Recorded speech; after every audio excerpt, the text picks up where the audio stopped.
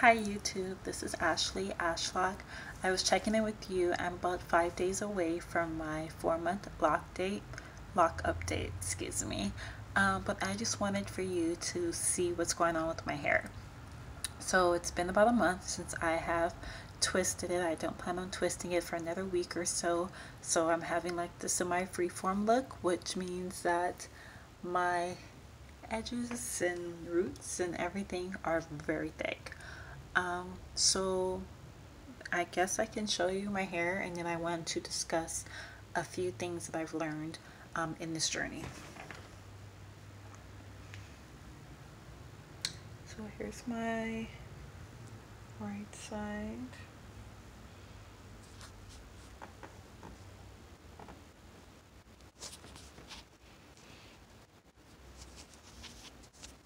Here's the back of my head. Coming on around. Okay. Alright. And then here's the front. So as you can see, my hair is very frizzy. I'm applying water daily, olive oil, water, and I'm just letting it go. When it's wet, I kind of figure out which way I will be parting it, whether to the left or the right. But I sort of feel like my hair is at this awkward stage right now in which I am really unable to have it back, and it's kind of too long with my older bangs to have it down.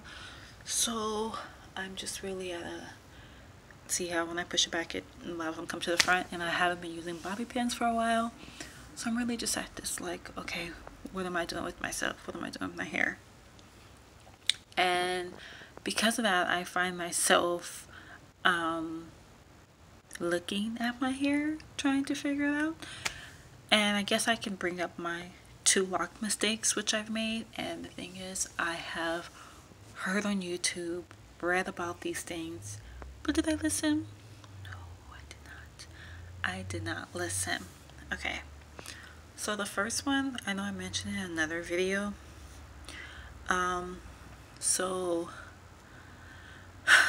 the front of my hair right here, the lock didn't begin until it was close to this bulb area, which meant I had maybe 4 inches, 3 or 4 inches of just space with no form of locking.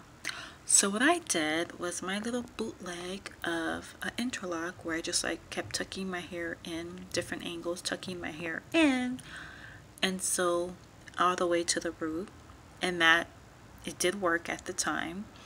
But being that most of my locks are relatively thick, that lock is remaining thin.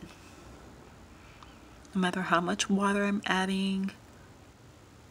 I know I did not interlock correctly, and I've heard just like interlocking in general will make your locks thinner, and I'm seeing the proof. And it's just, I did it to 2, but this one I did it for a longer time, probably like 8 times in 8 different directions, and this one I did about 4. But I can see a really big difference. And it was like this week I was to the point that I wanted to cut my hair. I wanted to cut, not my whole head of course, I wanted to cut this part and start all over with the little puff, twist it, marinate it, have it accumulate and come up on itself. Just because it's like so annoying. It doesn't like flow with the rest of my hair. It's just like so annoying.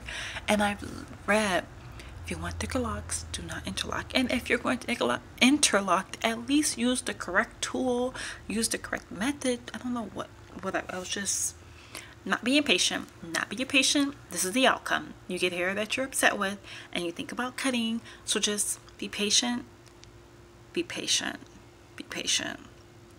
The second mistake that I made, which I actually did last night, unfortunately, is I'm sort of torn with my ends. Some of my ends are curly and some of them are bulbing, and I want them to bulb because I feel like, okay, they have the mature lock look, but on the other half I'm like, I like my curly ends. It's like a piece of my natural hair, and it's like kind of gives me the goddess lock vibe. So I do like the curly ends, like it doesn't bother me as much. So with me going back and forth, some days wanting to tuck and twist and fold, and yesterday I found myself I believe it was one of them over here that was relatively thin. Now I want to say maybe it was this one. I think it was this one. Look how thin it is. Look what I did.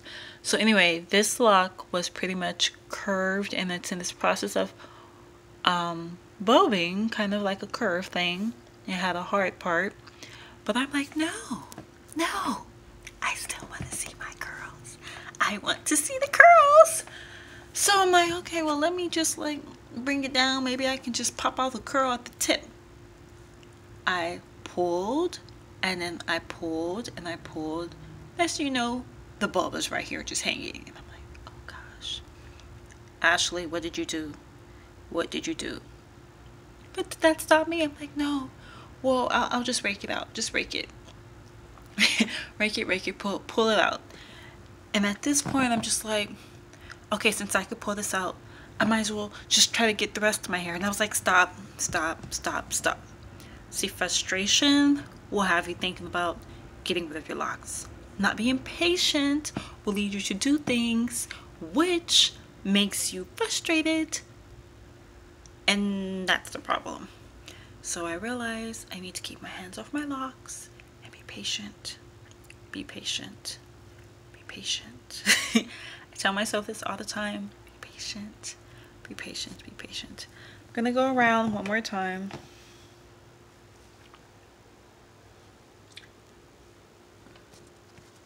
Here's a back view of my locks.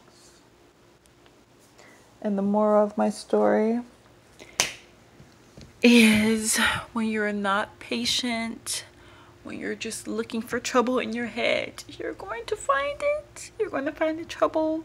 And not only will you find the trouble, you're going to poke at the trouble or play with the trouble, which will do what? Lead to more trouble. So be patient. Keep your hands out your hair. Maybe even keep the mirror out your face half the day. I don't know.